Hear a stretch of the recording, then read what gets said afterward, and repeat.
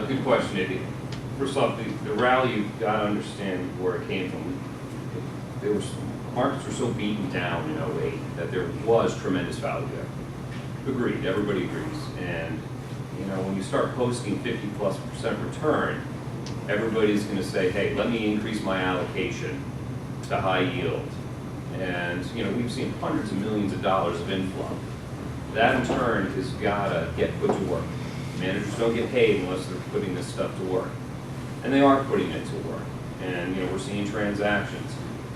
In my opinion, what's going to happen is these investments are going to get made. I think we're going to be in a flat economy at best for the next couple of years. I think the only thing that's going to keep the economy buoyant is this low interest rate environment. What would stop it, frankly, is if the economy turns down and the returns aren't going to be there. Defaults on the high yield side are going to increase, or on the corporate side will increase. Certainly they didn't peak as high as everybody thought they would, but I still think there's a lot of potential default out in the market. It may happen, it may not happen. I think we're right down in the middle, but I think there's a tremendous amount of embedded risk there that can go either way, and I think you're seeing that in the volatility in the equity markets.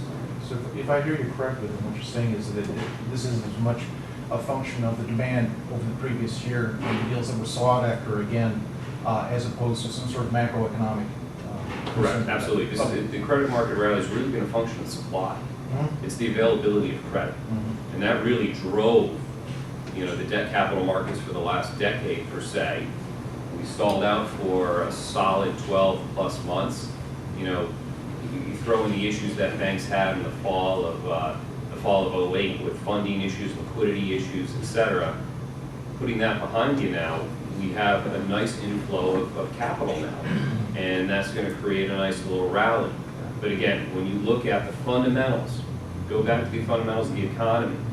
Is the growth plan sustainable? I don't think so. I think we're going to be in a flat economy at best. I think companies are going to continue to struggle to meet their projections. Look at unemployment. It's still really high. I don't see any catalyst that's going to improve unemployment. We have all these stimulus plans, they fail. And ultimately the taxpayer is going to have to pay it, and yet we have nothing to show for it. So I'm not optimistic on the equity side, and I think that's what these guys are saying. You've got to really spend some time, strategically look at your investments.